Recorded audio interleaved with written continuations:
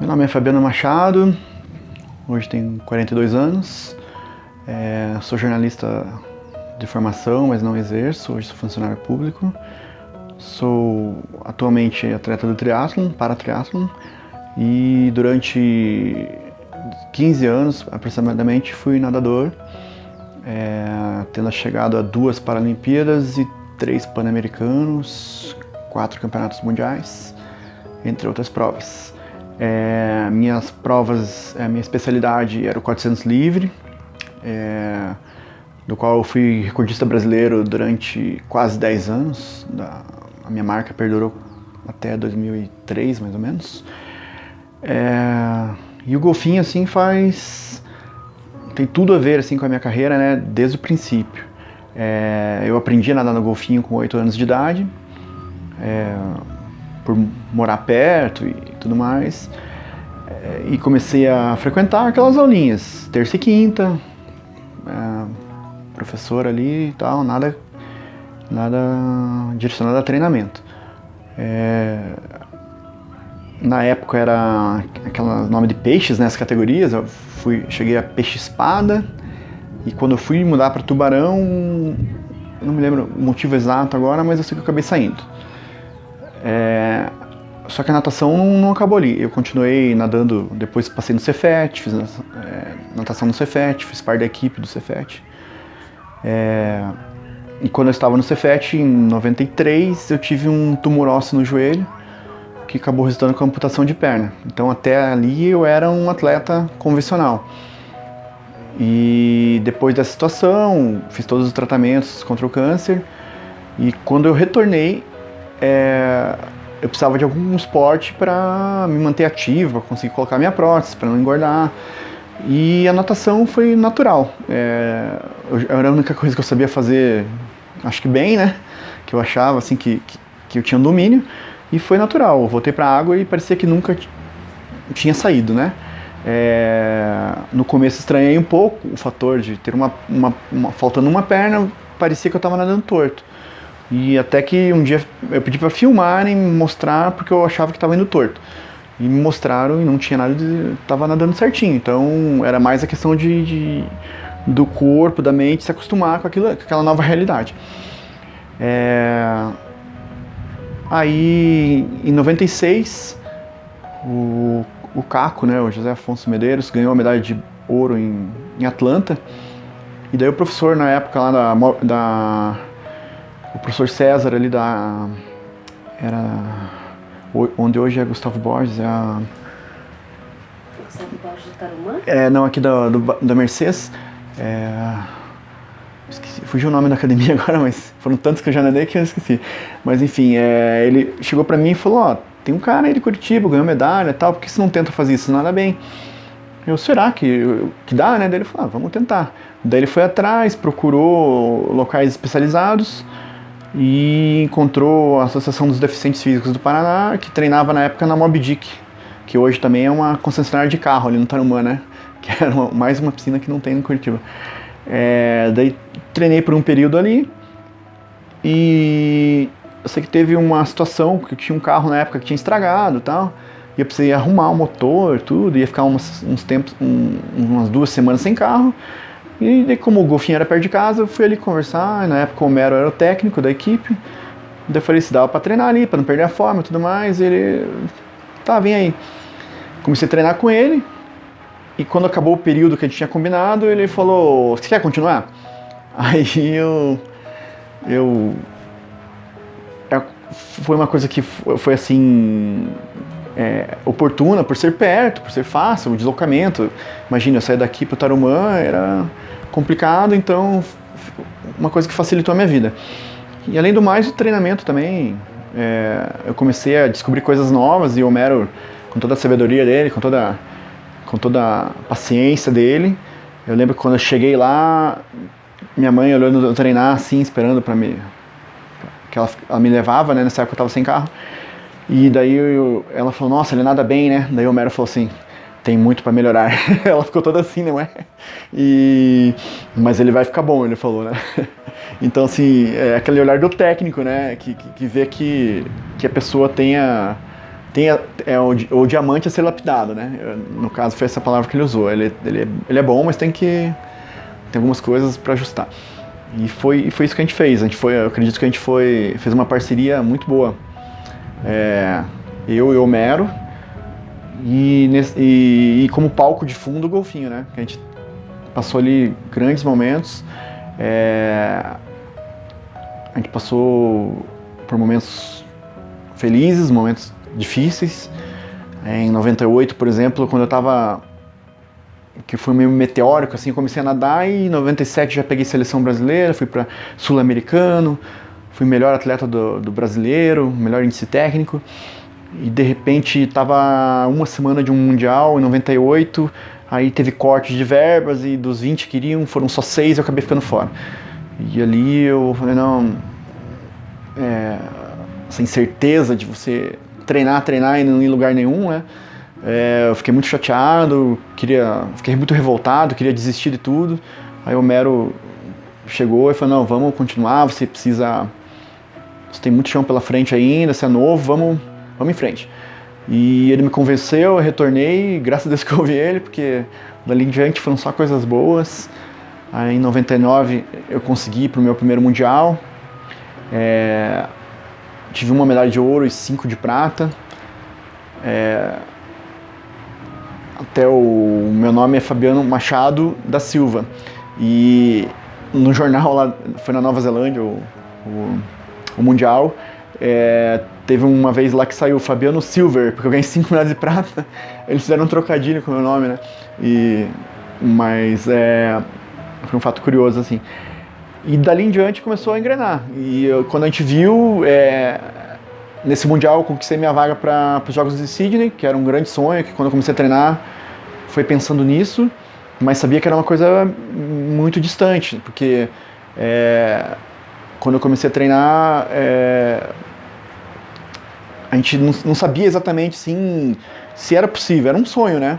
E a gente foi subindo as escadinhas e aos poucos foi chegando lá. E nesse Mundial que eu consegui realmente a minha vaga, que eu consegui me afirmar. E dali, de 99 até 2000, foi um ano de muito trabalho, de muito sofrimento, assim. Eu lembro que a gente, no inverno, né, aquela piscina gelada, ter que chegar lá, tirar a lona, puxar 3, 4 raios de lona só, e só os corajosos que entravam na água, né? E a gente fazia a musculação antes, entrava, fazia a série e ia embora. E eu lembro que teve um dia que chegou que só eu e mais 2 ou 3 meninos lá que nadaram, treinaram, o resto da galera não quis entrar porque ia ficar gripado, porque isso, porque aquilo outro. E a gente, não, vamos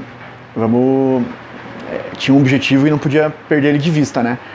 Todo esse período que eu passei do golfinho, acho que me fortaleceu também para as competições e para tudo, né? Porque com a estrutura que ele tinha, você conseguia se classificar para os Jogos Paralímpicos. Eu digo que a questão que eu ter ganho a medalha foi uma consequência aí acho que são vários fatores, né? Mérito, sorte, a estrela, você está no dia inspirado, são vários fatores que contribuem, né? Mas assim, eu acho que a estrutura, por ser deficitária, assim, ela te exigia que você fosse o mais empenhado possível, né? Você não podia... ela já te dá, ela não te dá uma chance de você errar muito, né? Então tinha que fazer tudo sempre melhor, né? Tinha que sempre treinar mais, sempre treinar com mais empenho, não permitia ter erros, né? Então eu via o pessoal reclamando, amigos meus lá do Nordeste reclamando que estava chovendo e não queria nadar na chuva, uma coisa assim. Não, a gente treinava embaixo de chuva, embaixo de neve não, porque não nevou nesse período, mas em frios assim que te assustar, né? E aquele corredorzinho para voltar da piscina até o vestiário ali era um sofrimento também. Mas, tudo foi fantástico. Acho que tudo só fortaleceu. E também a equipe que eu tinha ali, né? O professor Homero, um cara que, entende muito de natação. Um cara que estava, no mesmo período que eu estava indo para a Paralimpíada, ele estava levando o Juraci para a Olimpíada do Triatlon também, né? Então, foi um período muito especial, assim, porque... a gente estava num trabalho assim engajado e e conseguindo chegar no ápice, né, numa estrutura que não era a melhor. Porém, era uma estrutura que pra gente foi suficiente para conseguir o que a gente conseguiu, né. Então, os equipamentos de musculação ali que quase não tinham, que a gente tinha que improvisar. O professor Rafael Soma algumas vezes ele teve que subir na máquina de leg press para eu empurrar ele, porque faltavam as anilhas ali, tinha pouco material para colocar, porque eu já estava erguendo, sei lá, 200 quilos de perna ali, com uma perna só. Você vê o nível que estava assim o negócio. Então, mas tudo isso se somou e deu no resultado que deu, né? Que foi eu consegui um 7º lugar no 400 livre, que era a minha prova. Fiz final, consegui baixar tempo. E a medalha no revezamento 4x100 livre, né? Que foi, né? A gente nadou na raia 1. Tipo, os caras olharam pra gente assim, pô, raia 1, os caras que... E a gente foi lá e beliscou um bronze, né? Então, assim, são coisas que só quem viveu, assim mesmo, pra ter a dimensão de como foi, né? E daí as coisas conseguiram, dali as coisas foram andando e eu não sei exatamente o que aconteceu com o golfinho esse processo todo do leilão, aquela coisa toda. Eu sinceramente na época eu não sabia de nada, eu estava bem alheio a tudo. E eu lembro que eu estava no Mundial em 2002, que foi na Argentina, em Mar del Plata, lá no que foi o PAN de 93, se não me engano, né? E eu tava lá, era pro Homero ter ido junto, daí ele de última hora não foi. Ele sabia o que estava acontecendo, mas não quis me alarmar, digamos assim, né? E deixou que eu viajasse, não me contou qual era o motivo dele não ir, disse que deu uma desculpa lá, que era um problema pessoal. Mas na verdade já estava tudo acontecendo na história do golfinho. E quando eu fui, eu não imaginava que eu ia voltar e não ia encontrar o mesmo golfinho, né? E quando eu voltei já estava tudo, as portas fechadas e tinha um novo dono, tinha mudado tudo, tinha sumido todo mundo, né? E aquilo ali foi assim um choque, né? Na época que, pô, foi um lugar que eu acostumei a não só treinar, né? Mas ali eu fiz amigos, ali eu fiz... passei meus melhores anos da minha vida esportiva, né? E, claro, fiz amizades pro resto da vida, assim, né? Pessoas maravilhosas que tinham ali, que todo mundo que estava ali era super empenhado. Todos os professores. Quando o Homero viajava, tinha o professor Beto que me dava uma força, o professor Micima, a Helena, o professor Luizinho também, outras vezes me deu, mesmo não sendo responsável, né, digamos, por isso também me dava algumas forças. Então, assim, eram só pessoas bacanas, assim, né. Aí tinha o Rafael Soma na musculação, o Otávio Tavares também, que me dava maior força. A galera que eu nadava ali, pô, era uma molecada, assim, muito forte.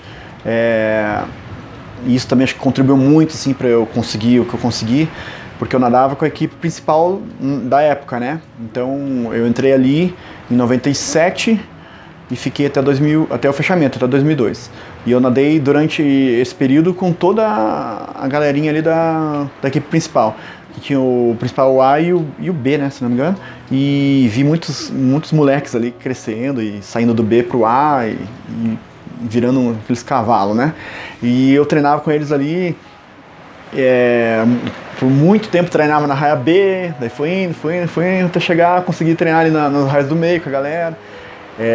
Então era bacana, porque pô, isso me fortificava e era tratado como igual, então assim, não tinha refresco. Série de perna eu fazia igual, todos eles ali. Claro que levava um coro de alguns, né? Eu vi que você entrevistou a Alessandra Mistrong, né? Nossa, ela era pernada assim, um troço... Deixava 50 metros pra trás, assim, era fantástico. Mas assim, isso fez crescer, né? Tipo, eu treinava com todo mundo junto ali, e séries e tudo mais, e então só fortificou. É o único.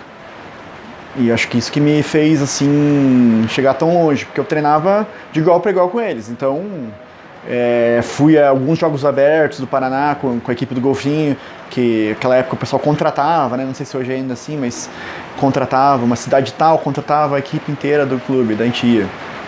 Então, eu ia, disputava igual para igual com todo mundo. Não tinha, obviamente, claro que algumas competições não tinha como ganhar, né? Mas aquilo ali me fortalecia e era um treinamento muito bom, né? Porque, tanto é que no Brasil, durante anos, eu fiquei sem perder a prova do 400 livre porque eu não tinha adversário. Mas eu treinava com esses caras. Então, assim, eu competia em Jogos Abertos do Paraná, eu consegui uma vez fazer uma final do 400, assim, tipo... Então, fiquei um monte atrás da galera, mas consegui me classificar para uma final. Você competia nas competições convencionais. Isso, não só nas para-atletas. Porque eu não tinha... Naquela época não tinha muita competição. Hoje a gente tem um circuito nacional que tem 5, 6 etapas. Naquela época era um brasileiro, um sul-brasileiro, aí um sul-americano, um mundial, depende do ano. Então era muito pouca competição e tinha que competir. Aí eu competi aqui no...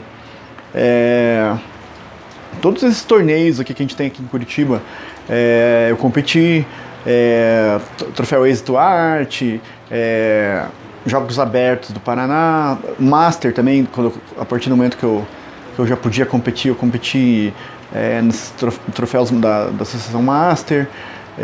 Então, isso fortalecia muito, né? E também teve uma época, acho que foi depois que eu voltei de Sydney, eu comecei a fazer travessias também. E foi um negócio também que me destaquei bastante, consegui ganhar várias, assim, inaugurar a categoria, porque naquela época não tinha, né? Então, muitos lugares eu ia não tinha. Aí, hoje, aquele circuito de travessias lá do Mercosul, na época foi o primeiro que abriu, eu fui na primeira prova deles, e até o professor Marcos Pero fala que eu criei uma saia justa para ele, porque eu cheguei lá, e eu fiquei em terceiro na minha categoria de idade, que era de 20 a 24 anos, acho. E ele queria me dar o troféu da categoria paralímpica. E de repente ele ficou naquela, mas você chegou em terceiro naquela categoria de idade. Daí ele não sabia o que fazer, né? E também criou um certo, às vezes, desconforto, às vezes não. Porque tinha gente que perdia pra mim e levava numa boa, levava como um incentivo a treinar mais. E tinha gente que ficava indignada, assim, pô, como é que eu perdi pro cara, o cara não tem uma perna e tal. Então, assim, era muito... cada pessoa tinha uma reação, assim, né? Mas, claro, a maioria sabia que eu treinava muito, né? Que eu não tava ali... que ele não tinha perdido para um cara que não tinha uma perna, ele tinha perdido para um cara que treinava 15 km por dia. Então, assim, né? Não era uma coisa assim... Isso era apenas um detalhe, digamos assim, porque eu treinava muito, então era normal, né? Era uma coisa... O cara treinava 2 vezes por semana, ele pode ter 3 pernas no academia. Então, era assim que funcionava. Então, era uma rotina bem legal, eu gostava muito, treinava de manhã, almoçava, dava uma cochiladinha, voltava, fazia musculação, nadava de tarde. Minha vida praticamente era essa, só golfinho, respirava golfinho. Quando o golfinho fechou, você continuou daí, nadando ou treinando em outro lugar? Sim, daí a princípio eu continuei no golfinho, aí começou a ficar insustentável a situação, porque cada dia saía cada dia saía um professor, a piscina ficava deserta, daqui a pouco já não tinha mais aquecimento, tinha mais tratamento, as pessoas saindo, e ao cúmulo de chegar assim um dia e ser barrado na porta porque não tinha mais sócio-atleta no clube, então quem estivesse lá teria que pagar. Quando foi a pessoa que comprou lá, instituiu essa ordem e não quis nem conhecer a história das pessoas e saber quem era quem, simplesmente foi essa ordem e até passei por essa situação na porta do clube. Aí eu fiquei acho que uns 2 meses sem conseguir nadar, ou indo em piscinas emprestadas e tal, até que daí o Homero foi pro Curitibano e conseguiu que eu fosse pra lá também. Daí eu fui como sócio-atleta pro Curitibano, fiquei em 2003, de 2003 até 2004 lá. Aí no Curitibano eu participei dos Jogos Pan-Americanos 2003, Participei do Mundial da FINA em 2003, que até foi uma experiência que eles fizeram de fazer provas paralímpicas dentro do Mundial da FINA. Era uma prova de demonstração, era uma experiência, acabou não vingando, mas eu tive esse privilégio, né, o ano que eu nadei, o 100 livre foi disputado entre o Ian Thorpe, o Popov e aquele holandês lá, o sopa de letrinha lá, que eu não lembro o nome, mas enfim, pô, uma prova assim histórica, assim, né? Eu tava ali aquecendo com os caras na minha piscina ali em Barcelona, assim, tipo, uma coisa assim que aquilo assim, eu falei, nossa. E 2004 fui para Atenas, minha segunda Paralimpíada, treinando no Curitibano, né?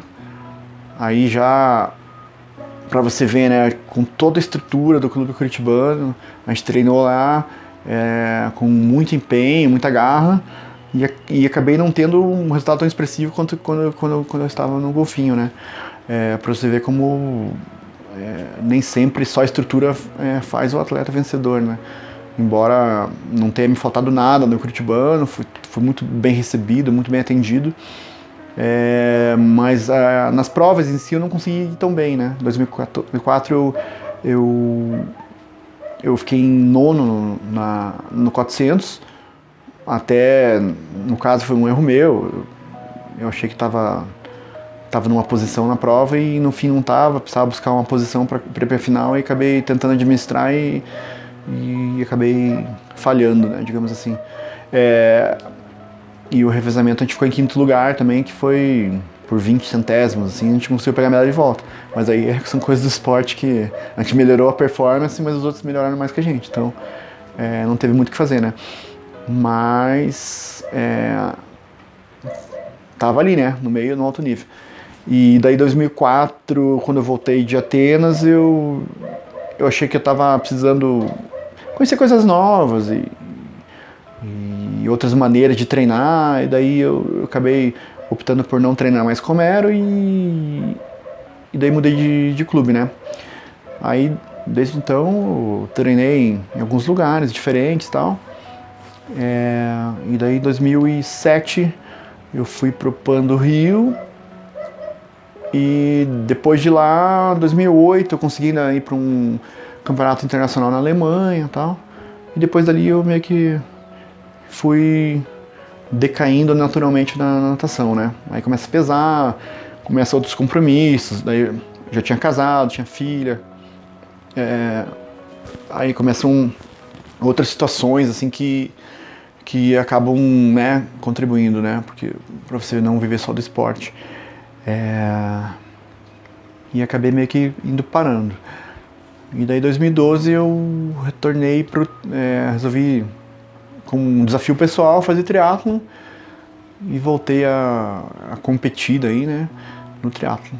Tá nativa no triatlon? Aí o triatlon eu fiquei até o ano passado, daí agora nesse ano eu tô meio parado de novo assim, agora já a idade já pesa, já tem tudo, né, você acaba meio que dando uma desestimulada assim, mas não sei ainda quais serão os planos, vamos ver. Difícil sintetizar em uma palavra só, assim, né, mas eu acho que garra, tipo, ali a gente aprende quer dizer, a gente aprendeu, né, todos que passaram por ali, eu acho que ter uma garra, assim, não só pro esporte, mas pra vida, né. Todas as dificuldades, todas as carências que a gente tinha ali, eu acho que tudo isso só fortalecia a gente pra conquistar os objetivos, né? Então acho que a dificuldade, aquela coisa do frio, aquela coisa de chegar lá, aquela piscina tá fria, ter que tirar a lona, ter que sair correndo pro vestiário porque tava frio, chegar lá às vezes não tinha água quente. Tudo aquilo fortalecia muito. Acho que tudo aquilo, né, criava dentro da gente uma casca, né, uma pedra assim que era difícil quebrar. Então, quando chegava uma competição, não era qualquer dorzinha, não era qualquer coisa que ia te tirar o foco, que ia te tirar a vontade de vencer. aquilo ali acho que te moldava a isso. Eu acho que a dificuldade que a gente passava ali dentro, a dificuldade estrutural, né, fazia a gente se moldar para a dificuldade das provas, dos campeonatos. Porque cada campeonato é uma história, cada campeonato tem umas suas surpresas. E, eu lembro que em Sydney eu cheguei e no primeiro dia de treino, aquela piscina maravilhosa, aquele sonho, né? Cheguei lá, fui fazer uma virada e tinha uma galera nadando junto e tinha um cara ali fazendo tiro no meio da piscina ali, aquela baderna, assim, tipo, muita gente.